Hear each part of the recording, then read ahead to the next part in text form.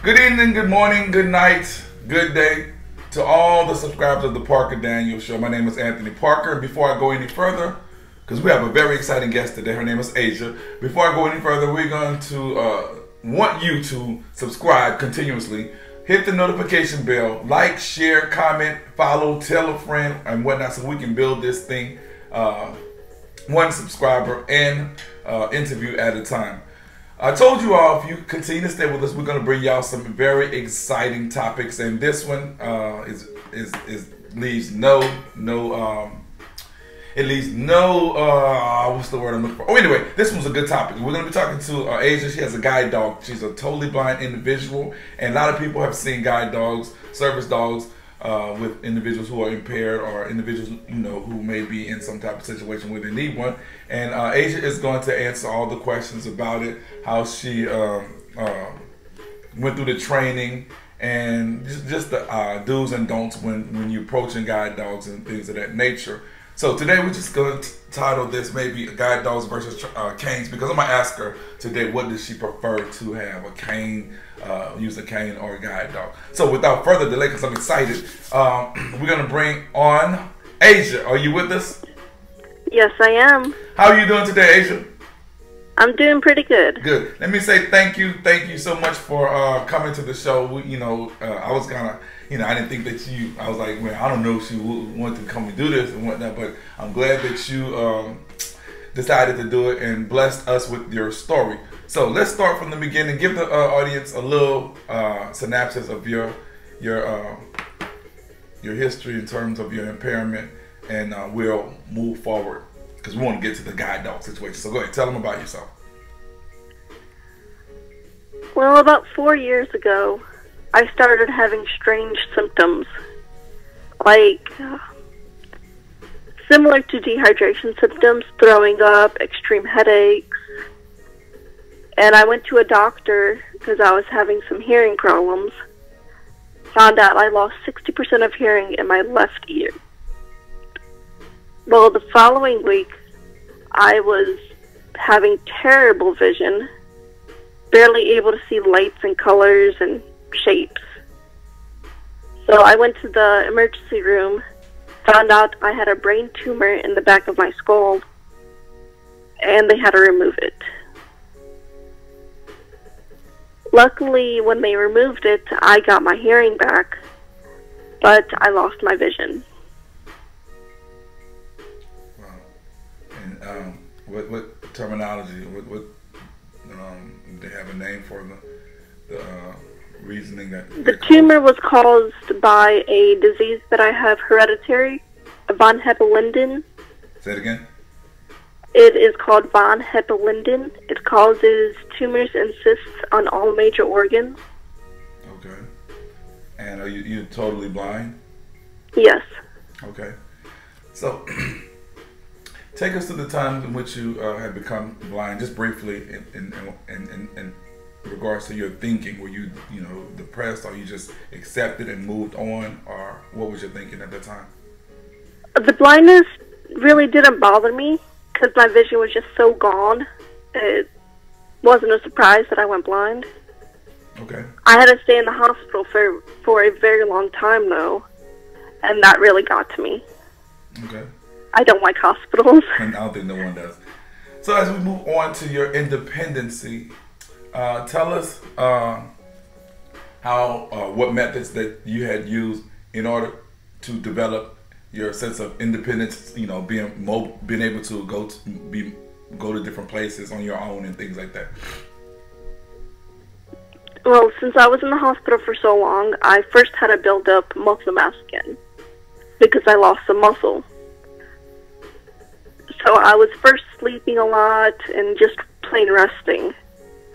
And eventually I started making small goals for myself. Funny enough, my first goal was to make a bowl of cereal. I made a bowl of cereal and I was super excited. And then eventually the goals became bigger and bigger and better. I was able to get back to sports that I was playing. I made the goal of going to a blind school and learning blind skills. And I eventually learned all the cane skills that I needed, technology skills and Braille. Okay.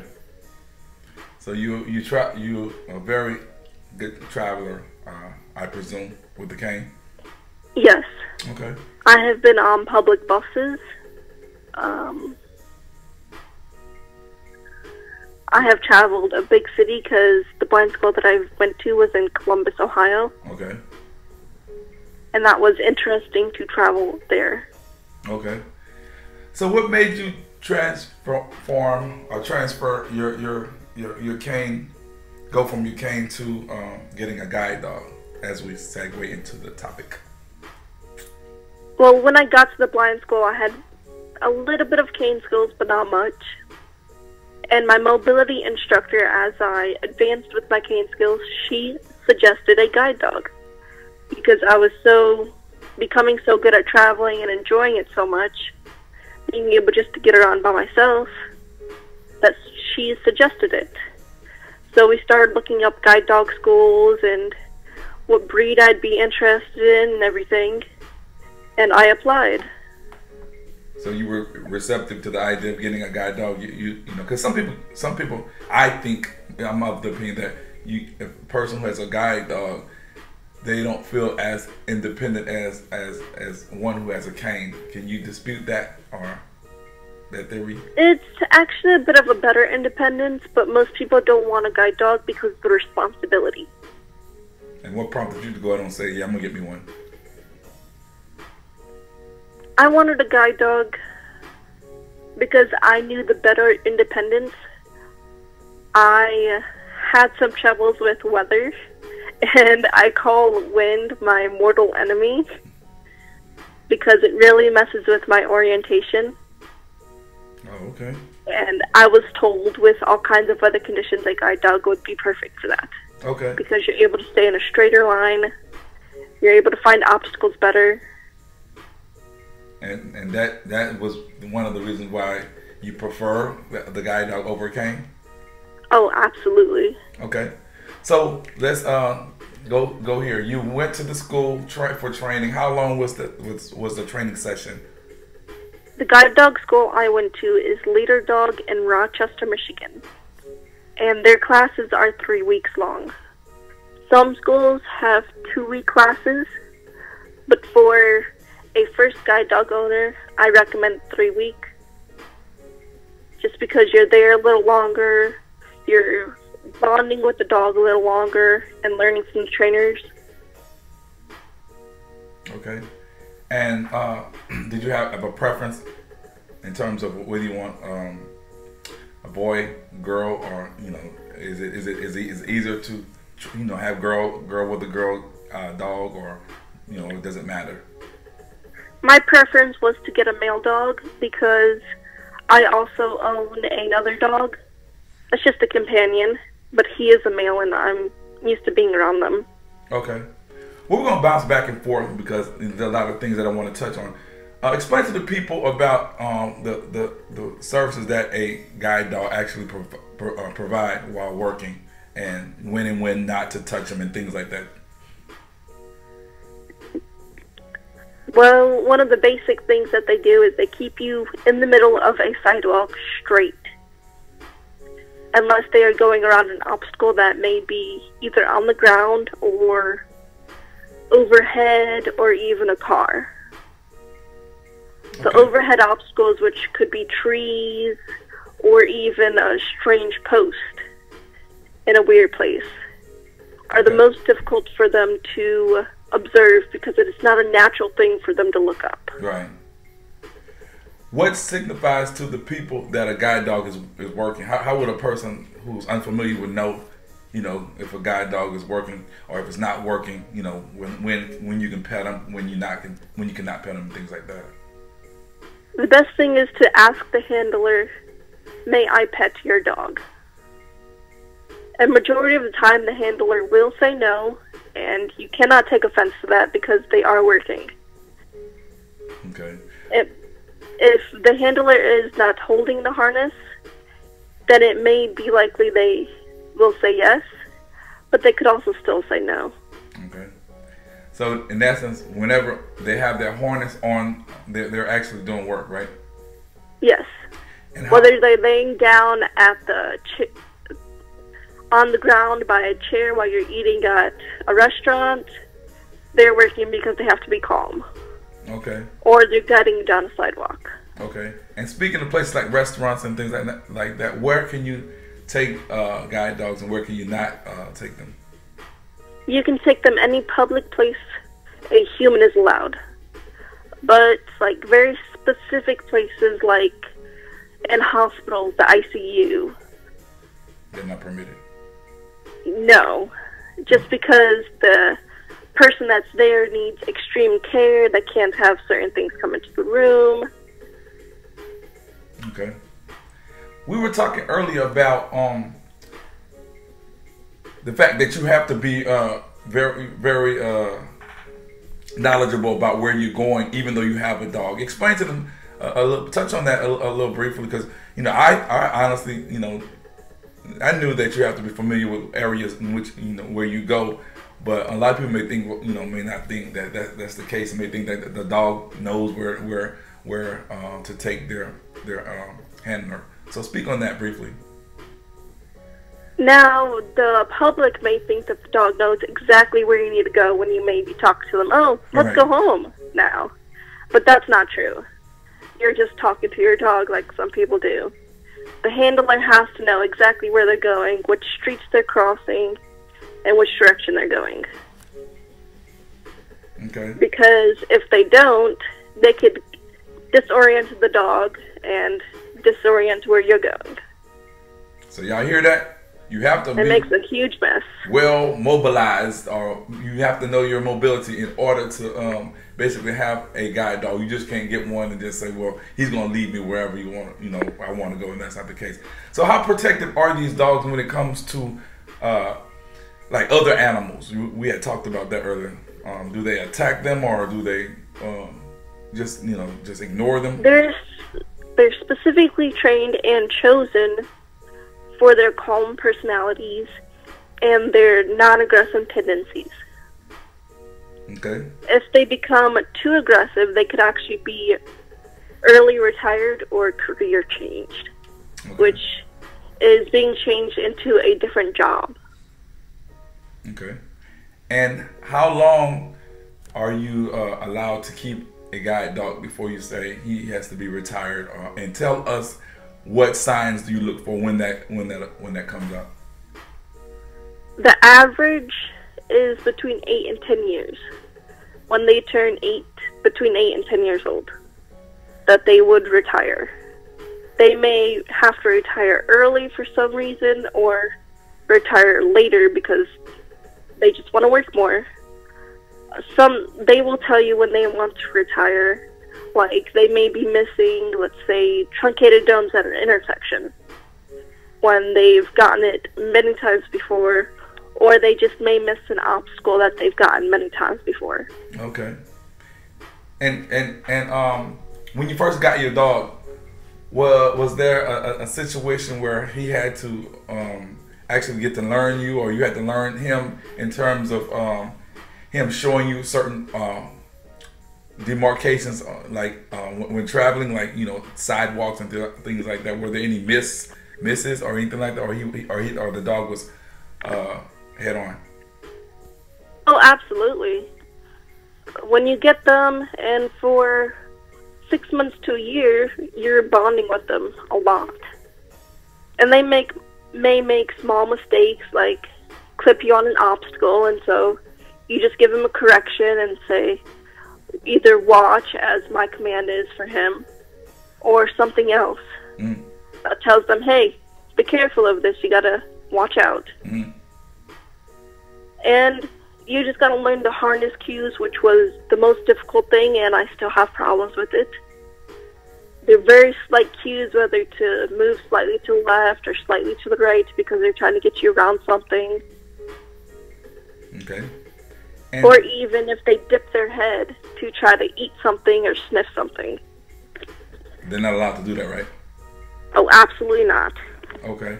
And suppose your dog does a good deed while working, what do y'all reward them or anything like that, or y'all just pat them on the back, or what? Some guide dog schools are starting to go towards positive reinforcement, which is giving treats every time they do something good. The guide dog school I went to trained their dogs that way, and they expect you to start weaning the treats out after several months.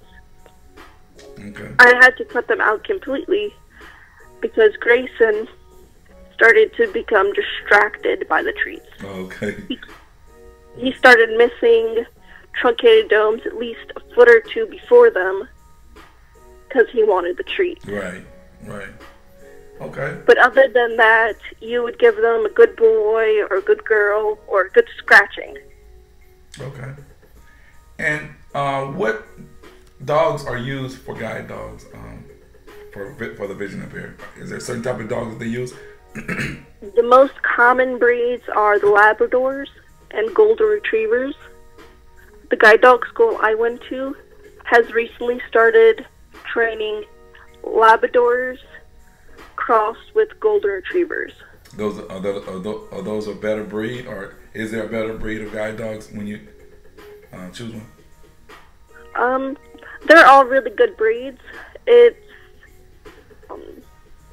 preference on the handler, and it's also whether or not they're a good guide dog. Okay. Only about 40% of dogs born at guide dog schools are put into the field and graduate as a guide dog. Wow. Okay. Man, Asia, you have really touched on some very important parts about guide dogs. You also have a vlog that you want to tell the people about right quick, and where they could find it. And also, I'm going to get the link from you, put it in the description. So go on and do that. I had to start it for English class in my sophomore year. It was when I had vision, and I didn't keep it up for a while, but I think it was last year I started it up again and started writing posts about my blindness or just topics people suggested that I'd write about. I kept the title, but I changed the design some so visually impaired people can read it better with the contrast of colors. It's called Wolf's Manor, and people can subscribe for new blog posts that come out. The URL is wolfandtigermanor.blogspot.com. Give it to them again. wolfandtigermanor.blogspot.com. Okay.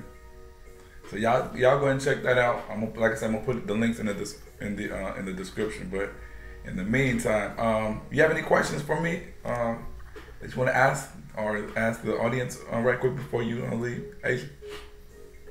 I don't think so. I am working on a new blog post that's going to be about a day of Grayson. And when is I'm going to try to make a post from his point of view. Okay. When are you going to put that up? It'll probably be a couple days.